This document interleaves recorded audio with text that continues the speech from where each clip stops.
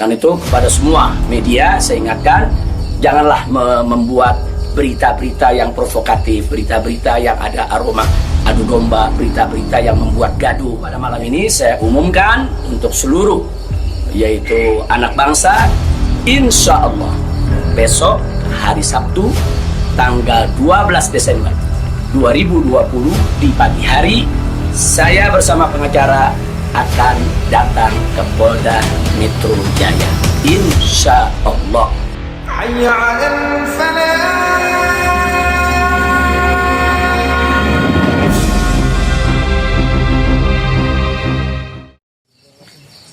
Assalamualaikum warahmatullahi wabarakatuh.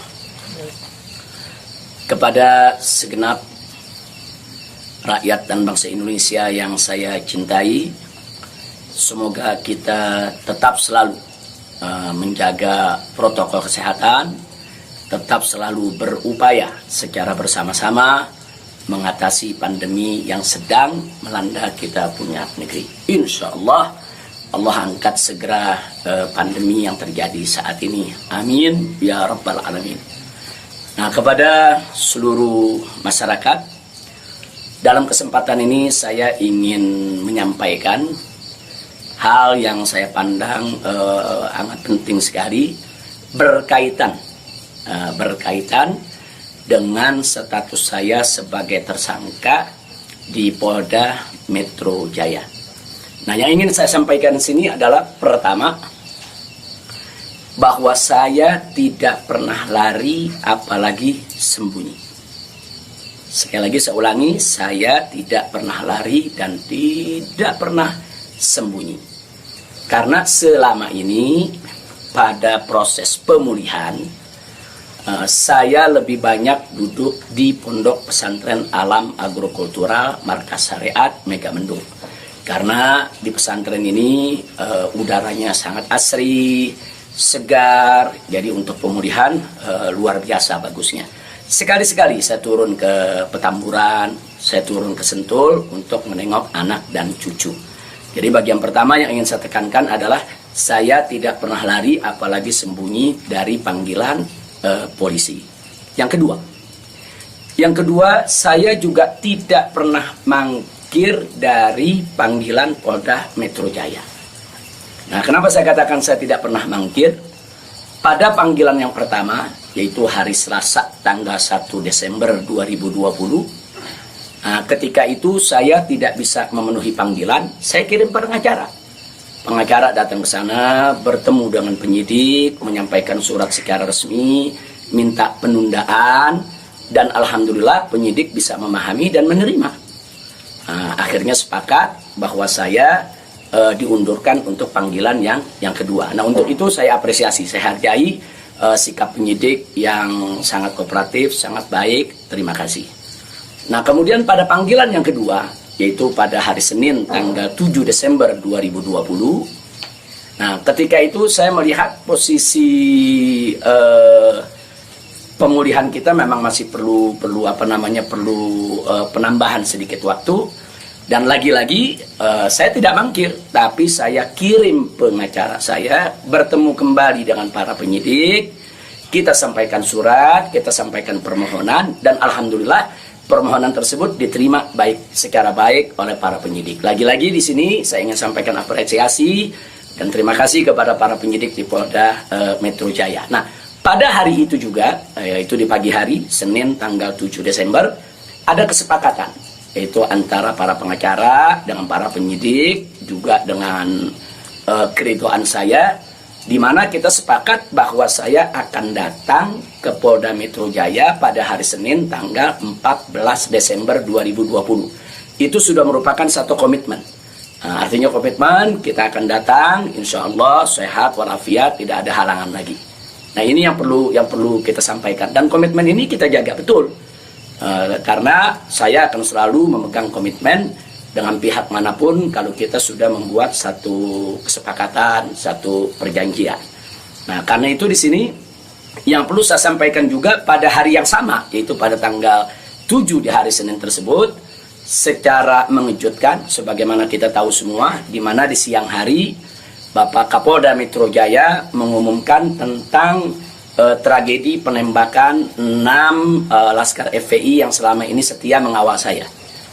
Tentu ini satu peristiwa sebetulnya tidak ada sangkut paut dengan soal panggilan saya. Maka itu pada pagi hari itu saya tetap kirim pengacara, saya tetap mengurus urusan panggilan, karena memang kita tidak pernah sangka kalau penembakan itu berkaitan dengan Polda Metro. Karena saat itu kami masih mengira kalau itu adalah orang tak dikenal. Nah, ala kulihal, setelah itu yang mengejutkan kami pada hari Kamisnya, yaitu tanggal 10 Desember 2020, secara tiba-tiba Polda Metro Jaya mengumumkan saya sebagai tersangka. Ya, tentunya saya, para pengacara semua terkejut karena 2 panggilan sebelumnya itu saya masih berstatus sebagai saksi, dan itu pun belum sempat diperiksa. Rencana pemeriksaan tanggal 14 Desember, yaitu hari Senin yang akan datang ini. Nah, tapi karena memang pengumumannya begitu mengejutkan, pada hari Kamis tersebut saya sebagai tersangka, kemudian mendengar itu tidak benar kalau ada mengabarkan saya sembunyi, saya lari, tidak benar. Saya tetap berada di markas syariat Megamendung. Nah, begitu hari Kamis ada pengumuman semacam itu, Jumat pagi tanggal 11 Desember itu kita kirim lagi para pengacara untuk bertemu dengan penyidik, dan alhamdulillah terjadi pertemuan dengan penyidik. Nah, ditanyakan oleh para pengacara bagaimana komitmen yang hari Senin tanggal 14, apa itu batal atau bagaimana. Nah, kalau saya pribadi ingin tetap berpegang kepada komitmen, karena kita ini ustadz, dai, bergerak di bidang agama, tidak layak kalau kami itu membatalkan perjanjian atau suatu komitmen. Nah, kita dapat jawaban dari para penyidik. Kelihatannya mereka tidak mau menunggu sampai hari Senin, mereka minta lebih cepat. Nah, pada saat itu juga para pengacara minta kepada para penyidik, ya Habib Rizik siap dipanggil kapan saja, tapi tolong surat panggilannya dibuat, surat panggilan sebagai tersangka. Kami tidak pernah terima. Tapi kelihatannya para penyidik agak keberatan untuk mengeluarkan surat tersebut. Akhirnya terjadi kesepakatan, kalau begitu cobalah bagaimana caranya supaya Habib bisa lebih cepatlah ke Polda Metro Jaya. Jadi artinya mereka tidak mau melanggar komitmen juga, karena memang komitmennya pada tanggal 14 siap diperiksa. Nah, kita katakan melalui pengacara, kami bukan orang-orang yang suka ingkar janji, bukan orang-orang yang suka mengingkari komitmen yang ada. Tapi karena memang Polda Metro Jaya meminta lebih cepat, lebih baik menurut beliau, saya terima. Nah, karena itu pada malam ini saya umumkan untuk seluruh, yaitu anak bangsa, insya Allah besok hari Sabtu tanggal 12 Desember 2020 di pagi hari, saya bersama pengacara akan datang ke Polda Metro Jaya, insya Allah. Nah, jadi saya mau menunjukkan bahwa kita tetap punya komitmen untuk menjadi warga negara yang baik, untuk patuh hukum, untuk ikut melaksanakan daripada prosedur hukum yang ada. Nah, karena itu kepada semua media saya ingatkan, janganlah membuat berita-berita yang provokatif, berita-berita yang ada aroma adu domba, berita-berita yang membuat gaduh. Jadi tidak benar kalau saya lari, saya sembunyi, atau saya mangkir. Nah, itu yang ingin saya sampaikan. Nah, selanjutnya saya ingin menyampaikan kepada Polda Metro Jaya agar tidak terjadi kerumunan, agar tidak mengambil perhatian daripada masyarakat, agar juga tidak ada pihak ketiga yang memanfaatkan yaitu momentum soal penjemputan saya ini sehingga bisa menimbulkan kegaduhan. Maka itu saya minta kepada Polda Metro Jaya tidak perlu untuk mengerahkan kekuatan secara berlebihan. Bahkan menurut saya tidak perlu ada penjemputan, tidak perlu ada pengerahan pasukan. Itu hanya akan mengeluarkan biaya yang banyak, kemudian ditambah lagi juga menguras tenaga, dan yang paling berbahaya adalah mengundang perhatian masyarakat sehingga nanti terjadi kerumunan. Nah, begitu terjadi kerumunan, nanti ada pihak ketiga sebagai provokator membuat kegaduhan, dan ini akhirnya bisa merugikan kita semua. Nah, jadi tidak usah khawatir, tidak perlu ada pengerahan kekuatan, tidak perlu ada pengerahan pasukan. Insya Allah besok hari Sabtu pagi tanggal 12 Desember 2020 saya akan diantar oleh para pengacara saya.